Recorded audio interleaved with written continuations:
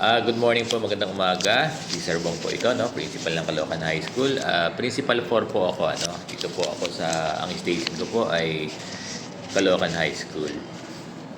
Usapang master teacher, under the expanded career progression. Thank you, Dr. CJ Ilagan, sa thoughts mo tungkol dito sa master teacher. Tama yung sinasabi ni Dr. CJ Ilagan. Kapag walang needs na empty diyan sa school nyo, kahit na kayo RQA, hindi kayo ma-reclass. Kasi dinidepende yung position ng master teacher sa ratio pa rin. 'Di ba dati for every 6 isa? 'Di ba? O for every 7. Pero ngayon kasi binabaan na yung ratio, di ba? Sa mga science school, to my understanding, parang 3 yata for every 3, no? Tapos sa mga regular school, like junior high school, senior high school, parang for every 5, there must be a master teacher. Ngayon, kung dyan sa school nyo, yung ratio ay, sabihin, saturated na, no?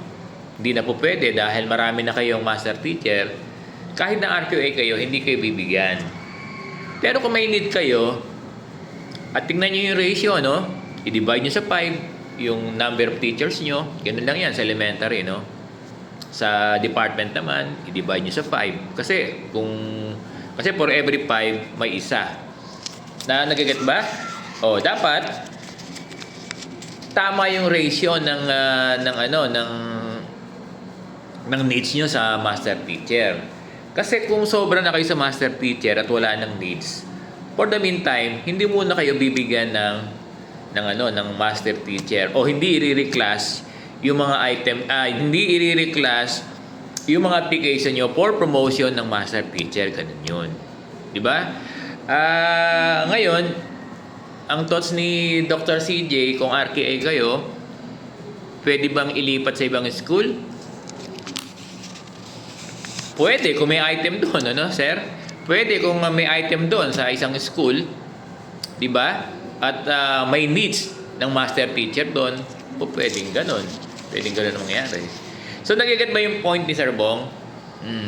Kahit na kayo ay mag-qualify, 'di ba? Kahit na kayo ay mag-qualify, pero kapag na-determine ng division office na wala nang needs dun sa school nyo ng master teacher position, hindi mapupus yung reclassification mo kasi iba yung master teacher position. Yung teacher 1 to teacher 7, walang problema, wala namang ratio yan eh. So nagiget ba sa Sir Bong? So ngayon, dito sa mga nag-apply na 15, nag-apply na master teacher dito sa elementary. Kasi ang pagkakaunawa ni Sir Bong, may 15 item yata. Yun ang pagkakaunawa ni Sir Bong. May 15 na item dito sa elementary.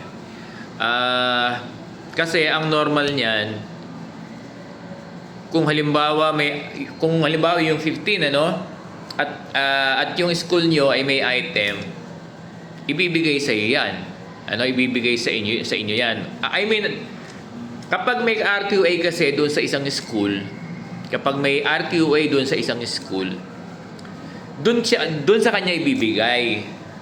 Hindi experience ng division office na yung item sa isang school ay ibibigay from another school. Pero pwedeng mangyari yon.